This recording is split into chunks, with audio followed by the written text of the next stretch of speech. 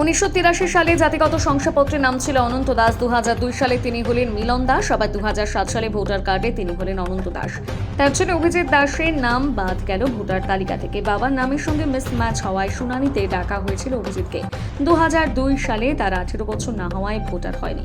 তবে 2016 সালের পর থেকে নির্বাচনে ভোট দিয়েছেন। নাম বাদ যাওয়ায় ভেঙে পড়েছেন যুবক। অভিজিৎ বলেন, বাবার নাম কি করে মিলন হয়েছিল জানি না। বিষয়টি জানার পর তার পরিবর্তন করা হয়। তবে 2002 সালে বাবার নাম মিলন থাকায় আমি এসআইআর এর ফর্ম তাই লিখেছিলাম। মায়ের নাম সরস্বতী দাস, মা ফর্মে স্বামীর নাম মিলন লিখেছিলেন। নির্বাচন কমিশন বলেছিল 2002 সালে যা আছে সেই তথ্যই এসআইআর ফর্মে দিতে হবে। মায়ের নাম কিন্তু বাদ যায়নি, বাদ গেল আমার নাম। কি করে আমার নাম বাদ গেল বলতে 2002 সালে আমার বাবার নামটা ছিল মিলন দাস, কিন্তু মায়ের নামটা 2002 সালে ছিল, স্বামী ছিল অনন্ত দাস। তাহলে নির্বাচন কমিশনের বাবার জায়গাটা ভুল করেছিল, সেই খ্যাসেট আমাকে এখন দিতে হলো। আমাকে হেয়ারিং এ ডাকা হয়েছিল, আমি আমার টোটাল ডকুমেন্টস নিয়ে গেছিলাম এবং বাবার 1983 সালে সিভিল কাস্ট সার্টিফিকেট ছিল, সেই ডকুমেন্টস নিয়ে গেছিলাম। ওরা সমস্ত ডকুমেন্টস এসেছিল, ডকুমেন্টস জেরক্স করে সমস্ত ফর্ম ফিল আপ করে জমা দিয়েছিলাম।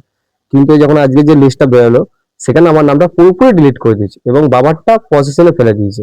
আচ্ছা, মানে আপনার বাবার যে 2002 সালে নাম ছিল সেখানে মিলন দাস ছিল। সেখানে মিলন দাস ছিল। আপনি যখন ফর্ম ফিল আপ করেন এসআইআর তখন কি ওই নামই লিখেছিলেন? তখন যেহেতু 2002 সালের লিস্ট দেখে ফর্ম ফিল আপ করতে হচ্ছিল, সেই কারণে আমি মিলন দাস নামে ফর্মটা ফিল আপ করেছি। যখন আপনি হিয়ারিং এ গেলেন তখন আপনাকে এটা জানতে চাওয়া হয়েছিল? না, আমার কোনো কিছু জিজ্ঞেস করেনি। আমি টোটাল ডকুমেন্টস দিলাম, ওরা ডকুমেন্টস দিল। জন্ম সার্টিফিকেট আছে, জন্ম সার্টিফিকেট, সিভিল কাস্ট সার্টিফিকেট, আমার ভোটার কার্ড, আধার কার্ড, প্যান কার্ড। তা সত্ত্বেও বাদ ওরা সেই কুকুর চাঙের মতো দেখলো, দেখে ছুঁড়ে ফেলে দিল কাগজের মধ্যে। এখন কি করবেন?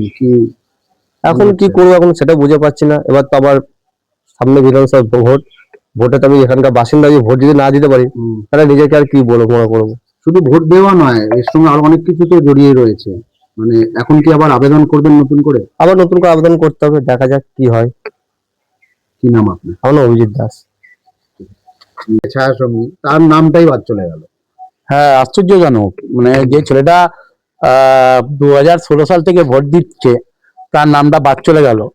কারণ যখন এসআর এর ফর্ম ফিল আপ হয়েছিল ঠিক মতো যা যা নিয়ম অনুযায়ী বা এসআর যা যা চেয়েছিল সমস্ত ডকুমেন্ট দিয়ে সে জমা দিয়েছিল।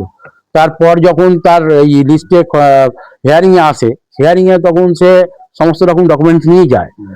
83 সালে ওর বাবার যে SC/ST কার্ড আছে সেইটা নিয়ে যায়, সার্টিফিকেট, মায়ের ডকুমেন্টস নিয়ে যায়, ওর নিজের ডকুমেন্টস নিয়ে যায়, জন্ম সার্টিফিকেট থেকে আরম্ভ করে স্কুল সার্টিফিকেট, সব প্যান কার্ড, আধার কার্ড, যা যা নথি চা হয়েছিল, হ্যাঁ নির্বাচন কমিশন চেয়েছিল সবই ডকুমেন্টস দিয়েছে।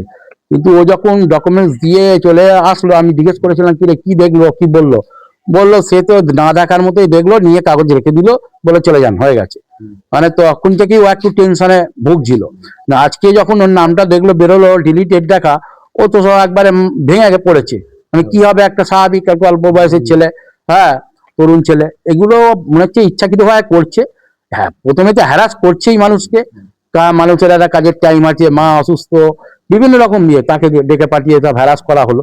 তারপরেও তার উপযুক্ত নথি দেখানো সত্ত্বেও যদি তার নামটা বাদ দিয়ে থাকে, এটা আমার মনে হচ্ছে ইচ্ছাকৃতভাবে করছে। এর পিছনে কোনো ষড়যন্ত্র আছে, কিন্তু এই ষড়যন্ত্র করে আমাদের রাখতে পারবে না।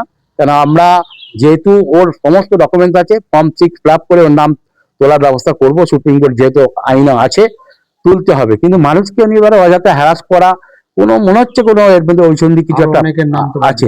এছাড়া আমার এলাকায় প্রচুর লোককে আপনার জুডিস অ্যাক্টের মধ্যে রেখে দিয়েছে, এছাড়াও তাদেরকে ডিলিটেড হয়েছে। এখনো মোটামুটি যা খবর পেয়েছি আমার ওয়ার্ডে প্রায় 70 থেকে 80 জনের নাম সার্চিং এ আছে সাব জুডিসে, কিন্তু যাদের নাম বাদ গেছে প্রায় 20 থেকে 25 জন। এরা কেন, এরা ভোট দিতে পারবে না কেন?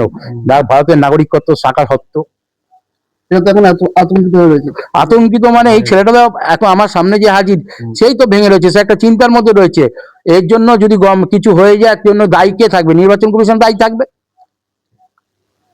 এই বলছি যে